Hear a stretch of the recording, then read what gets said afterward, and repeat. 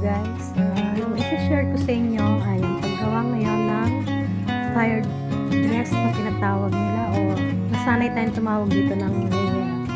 Siyempre, first of all, pinat ko ng lahat ng parts niyan kasama ang facing ang ginawa ko sa neckline, hindi pa bias para medyo decente.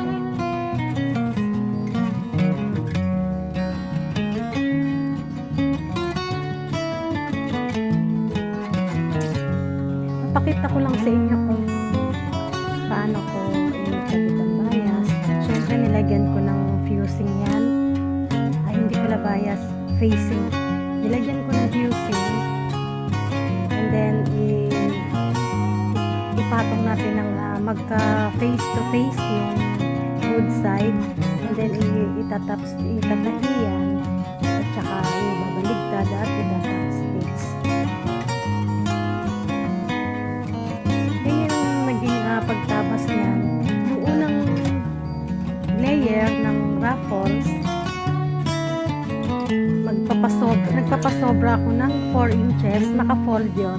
And then yung second 4 inches ulit yung allowance ko, naka-fold din yun, bali 8 ang total nun para sa shearing yon, kasi konting shearing lang ang gusto nila.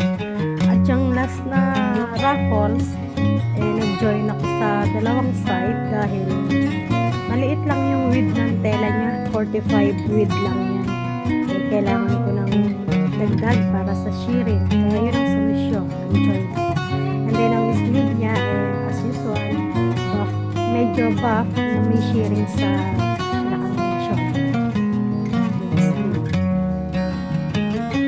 ganyan ang pagbuo.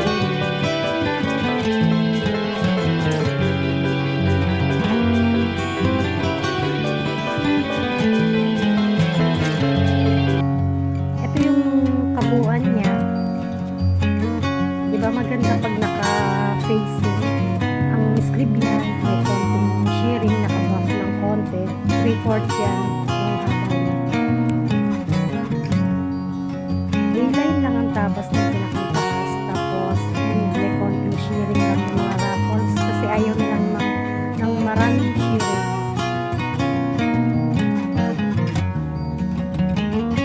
Ang una natin gagawin, ikabit yung facing sa neckline, i-attach muna ng bali face to face.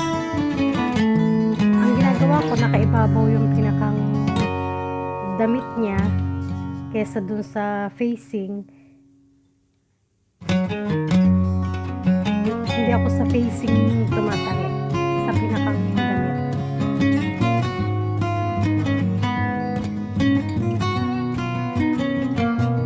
And then ina-nuts natin yung pinakang corner niyan para pag-invert at pag-top stitch madali siya, hindi siya maglalalo. Top stitch lang ng ganyan, naka-way dun sa nakapaling yung way dun sa facing para pag na-flat natin maganda yung pagkakagawa. Then ganun din yung back, tinahi ko na din yung facing, bali ganyan siya.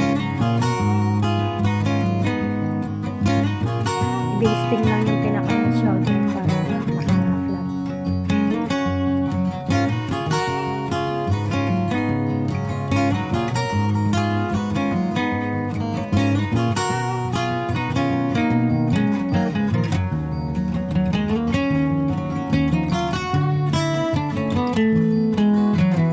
Diba? And then natahi ko na yung back niya. I-join na natin sa shoulder. Ano siya yung clean ang pagkaka-join ko niyan. Bali, yung back, ipinapatong ko dun sa front. Ganon. Para pagka na-join na, yan, hindi kita yung pinaka-join. Naka-cover ng facing. And then yan, side seam na tayo. Para mabuo na siya.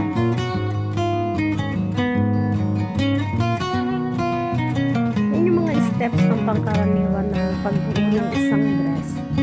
Shoulder, side seam, and then ito, ginoin ko ng lahat ng mga gagamitin kong ruffles na.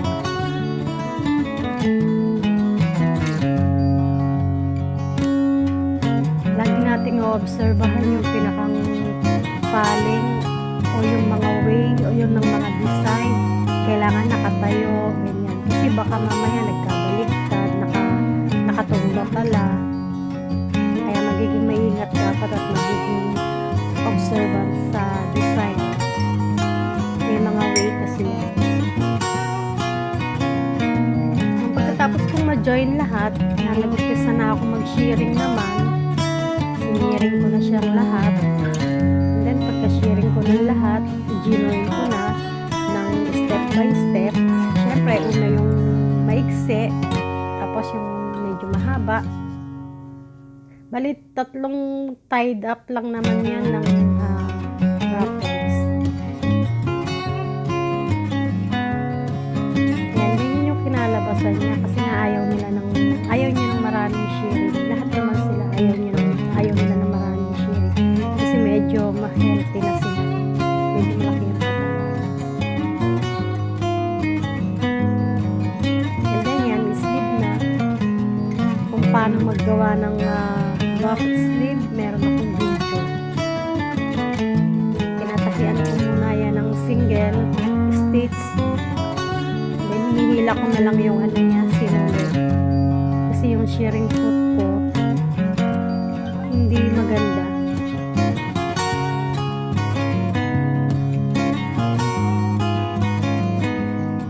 Lagi natin inanat sa center para alam natin. And then yung arm circumference, check din natin. Baka kasi met sa kanyang arm.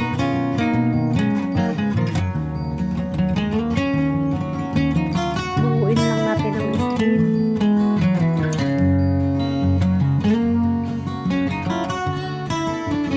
Na-fold ko na rin yung pinakang sa wrist. And then yan, kinabit ko na sa dress niya.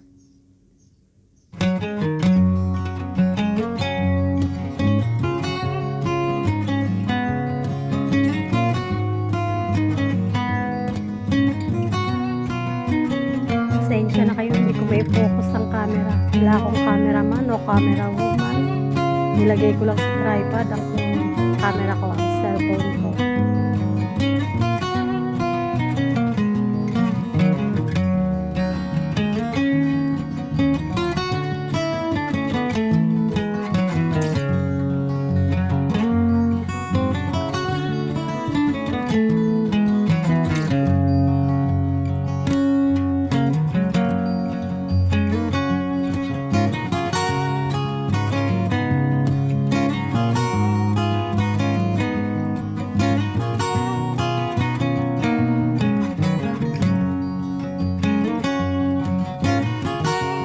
Pagkakabit ng sleeve, yung nuts natin ng sleeve, pantay lang natin doon sa pinakang join ng shoulder para makuha natin yung center.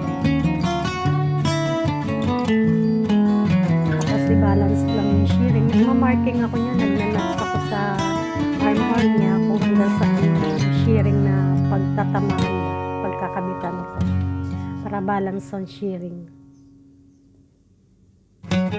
Napaka-importante sa isang mananahi ang notch o yung pikete na tinatawag. Hindi naman ako ganun ka-expert sa pananahi.